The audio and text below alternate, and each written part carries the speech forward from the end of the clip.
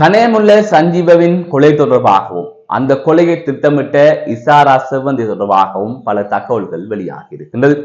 அதனை தாண்டி கனேமுல்ல சஞ்சீவ் அவர்கள் துப்பாக்கிச் சூட்டுக்கு இலக்கான நிலையில் அவரது கழுத்து, நெஞ்சு, வயிற்று பகுதியில் காயம் ஏற்பட்டதால் தான் அவர் உயிரிழந்ததாக கொழும்பு பிரதான நீதவான் தெரிவித்திருக்கின்றார்.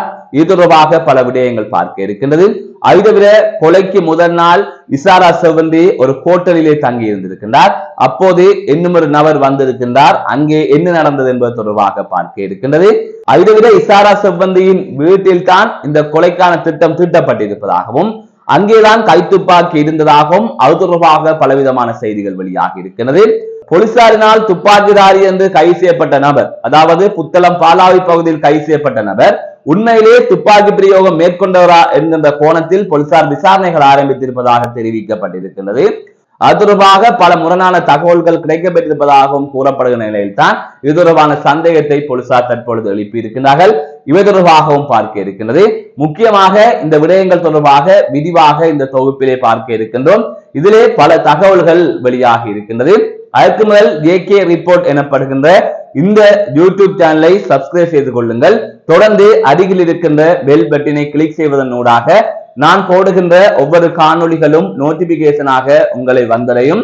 நான் நடராசா ஜெயகாந்தன். தற்பொழுது செய்திகளுக்குள்ளே செல்லலாம். கனேமுல்ல சஞ்சீவவின் கொலை வழக்கு தற்பொழுது நாடு முழுதும் பரபரப்பாக பேசப்படுகின்ற ஒரு விடயமாக இருக்கின்றது. அதாவது கடந்த 19ஆம் தேதி இந்த கொலை சம்பவம் பதிவாக இருந்தது.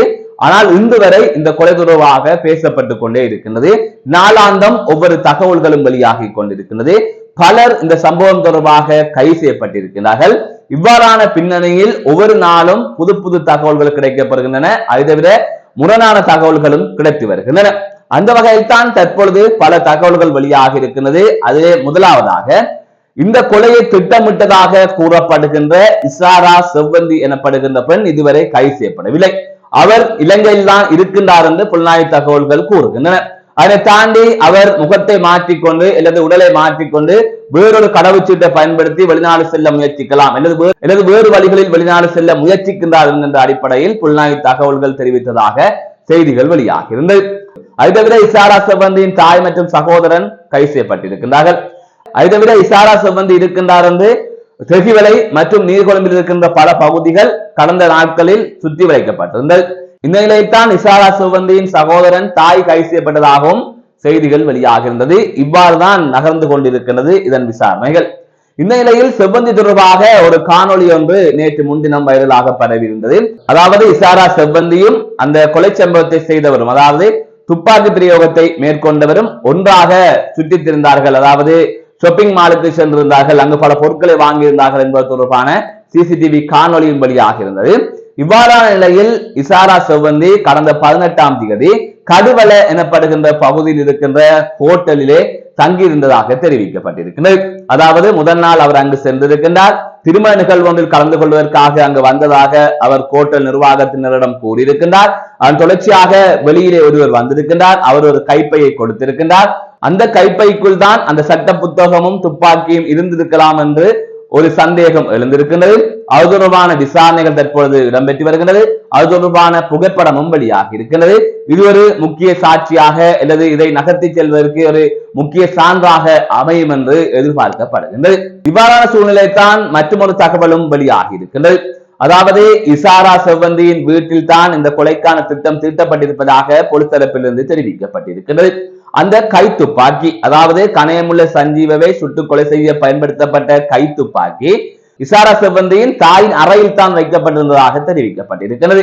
நீர்கொழும்பிலே அவர்களது இல்லம் இருக்கின்றது. அங்கே தாயின் அறையில் தான் அந்த துப்பாக்கி வைக்கப்பட்டிருந்ததாகவும் அந்த துப்பாக்கியின் புகைப்படம் ஏற்கனவே கைது செய்யப்பட்ட போலீஸ் உத்தியோகத்தருக்கு அனுப்பப்பட்டிருந்ததாகவும் தெரிவிக்கப்பட்டிருக்கிறது.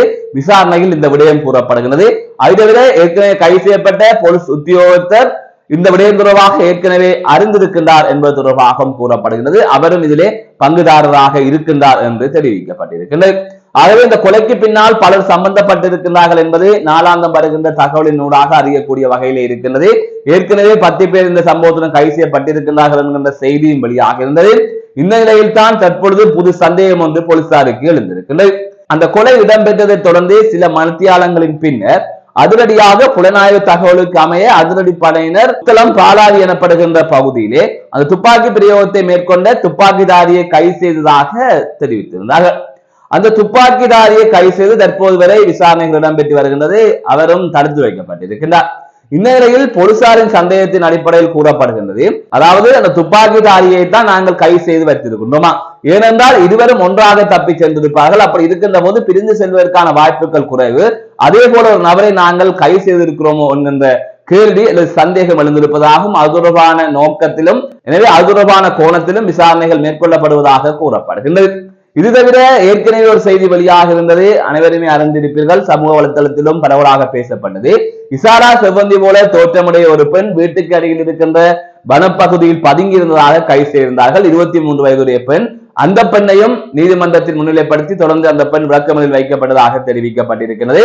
அந்த பெண்ணும் இந்த பெண்ணும் ஒரே மாதிரி என்று கூறுகின்றார்கள், ஆனால் நிறைய வித்தியாசம் இருப்பதாக சமூக வலைதளங்களிலே பல தகவல்கள் வந்து கொண்டிருந்தது.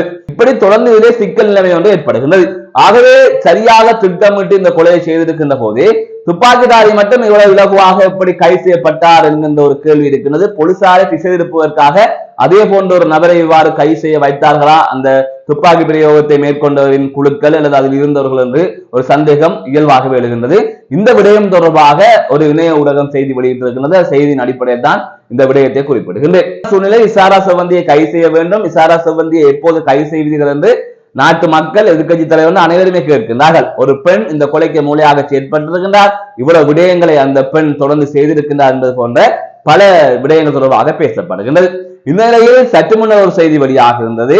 அதாவது செய்தியை நான் வாசித்துக் கொண்டிருக்கின்ற சந்தர்ப்பத்தில் ஒரு தகவல் வெளியாக இருந்தது. கணையமுண்ட சஞ்சீவ எனப்படுகின்ற பாதாள உலக குழுவை சேர்ந்த குறித்த நபர் நீதிமன்றத்தில் துப்பாக்கிச்சூடு சம்பவத்திற்கு இலக்கான நிலையில் கழுத்து, நெஞ்சு, வயிறு பகுதியில் ஏற்பட்ட காயங்களினால் தான் அவர் உயிரிழந்ததாக கொழும்பு பிரதான நீதவான் தெரிவித்ததாக தற்பொழுது ஒரு செய்திகள் வெளியாக இருந்தது. அதாவது அவர் தீர்மானித்திருப்பதாக ஒரு செய்தி வெளியாக இருந்தது. ஆகவே இவ்வாறு தொடர்ந்து பல குழப்பங்களுடன் இந்த வழக்கு அல்லது இந்த விசாரணை நகர்ந்து கொண்டிருக்கின்றது. இதற்கிடையில் இசாரா செவ்வந்தி தொடர்பாக பல போலியான செய்திகளும் வெளிவந்து கொண்டிருக்கின்றது. இருந்த போதிலும் இந்த துப்பாக்கிச்சூட்டு கலாச்சாரம் என்பது தொடர்ந்து கொண்டே இருக்கிறது. இதற்கு ஒரு முடிவு கட்ட வேண்டும். நாட்டில் அந்த சம்பவம் இடம்பெற்றதன் பின்னரும் பல இடங்களில் துப்பாக்கிச்சூட்டு சம்பவம் பதிவாகி இருக்கின்றது. அந்த சம்பவத்தை தொடர்ந்து அதன் தொடர்புபட்ட வகையிலே பல சம்பவங்கள் இடம்பெற்றிருக்கிறது. பல சம்பவங்கள் இடம்பெறுவதற்கான முயற்சிகள் மேற்கொள்ளப்பட்டிருக்கிறது. அதனை போலீசார் முறியடித்திருக்கிறார்கள். இந்த நிலையில் தான் இவ்வாறு அடுத்தடுத்து செய்திகள் வெளியாகி கொண்டிருக்கிறது. இசாரா செவ்வந்தி அங்கே நின்றார், இங்கே நின்றார் என்று தகவல் வருகின்றது. ஆனால் இப்போது எங்கே நிற்கின்றார், அவரை ஏன் கைது செய்யவில்லை என்கின்ற கேள்விதான் தொடர்ந்து எழுந்து கொண்டு வருகின்றது. ஆகவே திட்டமிட்டு சரியான வகையில் அவர்கள் இதை செய்திருக்கிறார்கள். அதை தவிர இந்த கொலையை செய்தால் பிறகு எப்படி நாட்டை விட்டு தப்பி ஓடுவதோ அல்லது எப்படி போலீசாரிடம் தப்பு என்பது தொடர்பாக அவர்கள் ஏதாவது யோசித்திருப்பார்கள். அதன் அடிப்படையில் தான் இசாரா செவ்வந்தி இன்று வரை பதுங்கி இருக்கின்றார். இன்று வரை கண்டுபிடிக்க முடியாத ஒரு ஆளாக அவர் இருக்கின்றார். அவரை கண்டுபிடிப்பதே அரசாங்கத்தின் பிரதான குறிக்கோளாக மாறி இருக்கின்றது. அதை தவிர அவர் தொடர்பான தகவலை வழங்குவவர்களுக்கு 10 லட்சம் ரூபாய் வழங்கும் என்று அதுதவிர அவர் தொடர்பான தகவலை வழங்குவவர்களுக்கு 10 லட்சம் ரூபாய் சன்மானம் வழங்கும் என்றும் அதுதவிர அவரை கண்டுபிடித்து சொல்பவர்களுக்கு அவர் தொடர்பான தகவலை வழங்குவதற்கு 10 லட்சம் ரூபாய் சன்மானம் வழங்கப்படும் என்றும் பொலிஸ் மா அதிபர் தெரிவித்திருந்ததாக பொலிஸ் ஊடக பேச்சாளர் தெரிவித்திருந்தார். ஆகவே இது நகர்ந்து கொண்டே இருக்கிறது. இது எங்கே போய் முடியும் என்பதை பொறுத்திருந்தான் பார்க்க வேண்டும். மீண்டும் ஒரு காணொலி சந்திக்கின்றேன். நான் நடவாசா ஜெயகாந்தன்.